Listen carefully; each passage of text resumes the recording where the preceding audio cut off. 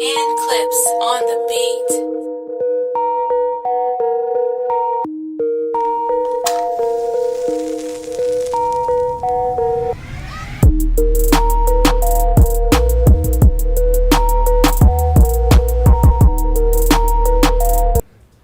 I hear that. Quick us real quick. Friday, what are you saying about this battery? Okay, great. So we're gonna jump into a few things with you, Geezy, and ask you some like questions, if that's okay with you. Is this the uncut shit? No, not yet. This is the interview process. Not So yet. we're just gonna get interviewed. A little bit of questions like I went to. Because you had the Wheel of Hip Hop interview, and we got to know you. We gotta follow up and we're stuff, gonna follow up on what you've been doing and a little bit of background too. Because me personally, this is my first time meeting you. Yeah, I've been listening to your music forever. Respect. One word that describes Geezy Loc. Music-wise, just saying, right? No, they're just in general. In general. Give us a word that describes you. You can give me both if you want. If you give me music and personality. Word that describes me. I don't know. You don't think of that shit about your own self. You just have to hear it, you know? But charismatic be, you know? Yeah. Yeah. Let it soak in. Why would you say that? Because it's just what it is. This is who I am. Yeah. You know? I care too much too, man. I care a lot about people. I try not to, you know, but I don't know. Everyone has a different kind of fucking image of me. They think different shit. They know, like, I'm the fucking humble giant, you know? Like, Yeah. What's your sign? Capricorn. Because we don't cap. The man said Capricorn. That's the first one. Capricorn. That's the Because we first don't one. cap on here, you know? Yeah. Yeah, I like that that. one. That's a good one. Yeah. Okay, so What does that sign stuff mean? I mean something to you guys? it does. Me, I'm a kind of horoscope To me. guy. Yeah. I Great. ain't too big on it. I used to okay. when I was young, grab the paper and read it, but it gets scary. You know those ones? Because they're Yeah, telling yeah. you things and you're like, why are you in my yeah, house, yeah. right? It gets deep. It gets deep still. I don't know if Yeah. I'm ready for all of that yet. It's okay. Sometimes you need to like know about yourself from like strangers. It's okay. That shit will make me turn mud. So Yeah. I know Guttz touched on it a little bit earlier, and he said that you listened to DMX growing up. You know what I mean? For sure. But do you have like something that like your parents were listening to that you like still rock with like today? Alright, yo. This shit right here, you guys are gonna laugh. See? But my pops, my step pops, but my pops, see? He's a yard man, see? But the man used to bump the out of country music.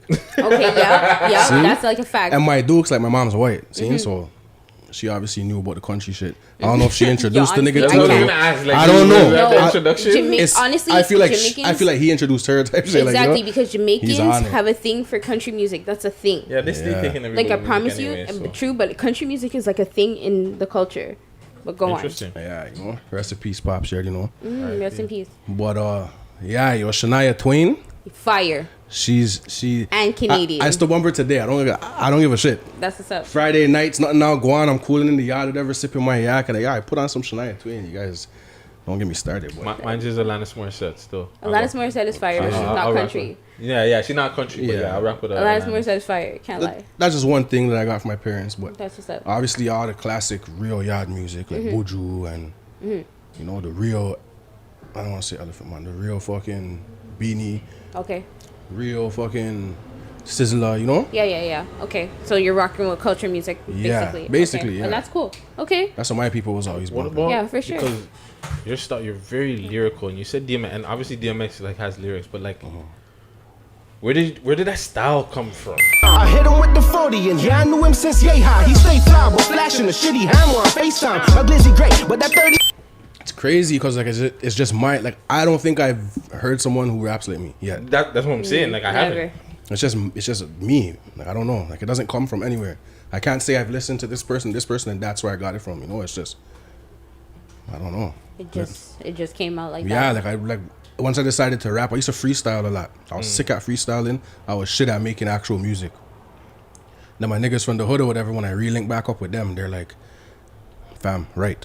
So I started writing, and I started coming up with some crazy shit, and I'm like, how the fuck did I come up with this, you know?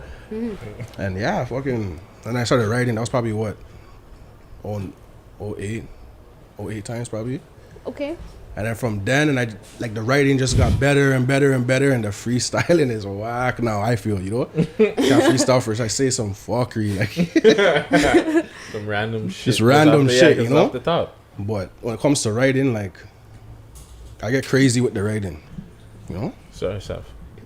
Do you remember your first experience in the booth in the studio? 100%. What was that? I remember being in an actual real booth, right? Yeah. Yeah, no basement bullshit. No, Yeah. like an actual studio. I remember, yo, R.I.P. my nigga Loc, yo.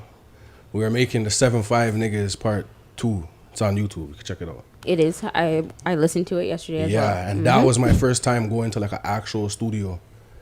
And it was crazy. These niggas was fucking up and shit. And I went in there one take and just dotted up the shit, like, and I was like, yo, yeah, this is it. I gotta do this shit more often. Like when you're in a real studio, it gives you better feeling, you know. Yeah, it's crazy still, but yeah. Do you feel like going to studio is like an outlet for like how you're like feeling when like during like certain times, or do you feel like it's just really something that you're doing because it's like your craft and you're like really good at it? I feel like writing is where all the pain and all the energy is going into the writing, and then when you spit it back to yourself so much, you just want to get there to record it so you could just play it, you know. Got it. So I'd be on some writing. I try and get like 5 to 7 songs written, then go to the studio and make that shit quick, because I ain't trying to pay so much money, you know. Like I go in there quick, you know, get my shit done. You'll send me that when it's mixed, you don't know, boom, and I'm out of there. By the time I get home, I send my email and go home, and I'm like, yeah, I'm playing what I was working on for 3 weeks, like, you know. One more question on that too. Is that something that you like? So you wrote it, you know what I mean? So is that something that you're like repeating in the yard like over and over again? Like you're just going over it over and over again before you get to the studio, or you just get to the studio and you're like, bro, I'm ready to go play the beat, and like boom, it's there. Nah, cause the way I write, I do it like, I'll write probably at 8 bars on one beat, and then I'll be like, fuck, it's kind of getting boring. Like, you know, I don't want to kill the beat, so I don't like the song. So I'll find another beat I like, start playing that, write another 8 bars to that. And then the same thing will happen. I'll do that probably 4 times. And then I'll give it a rest, because I don't like to force music. Some people write and force their shit. Like, nah, I'm just waiting until it flows naturally, you know? Like, all right, that's enough for the day, you know? Boom, next day I'll go back to it. And then I'll be like, fuck, which one do I want to go back to now? And I start playing all of them, and then I'll get an even better vibe. Like, holy shit, yeah, this one's hard. And I'll get a vibe and start writing another 8 bars added on to that one. And then I'll be like, okay, this is enough for this. And then boom, go to the next beat that I think was the hardest. And then, so every time I have a different input on the writing, instead of just trying to do it all one time and that's the song, you know. Because every day you feel different shit. I might have been happy yesterday, now today I'm pissed off. This is gonna add some crazy shit to my you know, fucking music and all that. So yeah, so that's how I do it. So then when I do get to the studio now, because I write like that, and I have to go back and reread it so much, and the new stuff I added, by the time I'm finished all of them, I could damn near memorize each one. So that's why when I go in the studio, it's like, yo, play the beat. And I go in there, I do one take, and then I go and I do my ad-libs, my voiceovers, and I am out of there, you know? I'm like, yo, next track. And I do it just quick. And then I sit down and start to smoke and chill while he's mixing, and I just leave. That's what's up, yo. That's just a studio session in itself, yo. That's what's up. So, yo, you brought up Geezy Loc. Yeah. How did he influence your career? If he did in any way. Yeah, for sure, he did. Because before I started rapping with them, I was shy. I was fucking shy. Niggas like, yo, rap, and I'm like, yo, smoking on the backwoods. Like, you know, like I'm talking low. Like, niggas like, yo, put some fucking bass in your voice, my nigga. Like, you know, and we were young too, right? And these guys are already doing it.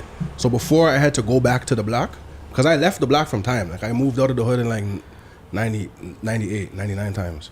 And I had to go back in 07, see? So when I went, like, so that time period, I see these guys on YouTube. Like, when YouTube came around and shit, it was kind of fresh those times. These guys are on YouTube, they're making music. I'm like, yo, this is fucking sick. And I used to watch all those underground DVDs and shit, you know? So I'm like, yo, I want to do this shit. So, and I always used to make little tracks on a webcam mic on my homie's crib, whatever, you know? And then when I went back to the block now, I'm like, yo, I want to do this shit. And he's like, yo, let's freestyle battle. Yo, rest in peace, my nigga. Yo, the man's like, yo, let's freestyle battle, yo. The guy tarnished me, yo. I couldn't even rap. I'm like, what? And those times I was the freestyle guy, you know? I'm like, what the hell? I didn't have no confidence, you know? So I could say he played a big part in boosting my confidence because he's like, yo, we're going to the studio today. I want you on the tape. Just try a thing. And these times, like, nobody around even knew if I could rap or what. And I went in there and came out, and the man's faces were like, because I was like shy to talk, and you know, I came out there and seen these guys' reaction, and it was them niggas. Like A2H is the niggas who was like, yo, do the music too, cause you could do it, you know. And I just kept progressing. So he helped me with the confidence aspect, I could say, in the beginning, for sure. Really good. Yeah. That's good. Favorite tune from him? Huh? You have a favorite tune from him that is always... I have lots of favorites, but since he passed RIP, I gotta say, On the Line. Just ride, yo, just ride. Can't believe all the shit that can happen in the blink of an eye. Niggas die, man, it's life, bro, don't ask me. On the Line hits me different. And he has a track called The Story. That one's a hard ass too, still, yeah. Those two. RP Geezy Loc, man. Sorry that we had to get so, like, emotional there, but, you know. Yo, it's life, B, you know, like, it's life, B. It's all good. It's gonna happen to all of us. We're not promised nothing in the world at all except for death. It's the only thing that's for sure gonna happen. For real. For everyone, you can point to anyone. Guess what? You're gonna die one day, like, you know. Yeah, for sure. Straight That's up. So it is those what are it is, facts. man. Rest in peace. Do you have, like... I know this is random. Like a fondest memory growing up?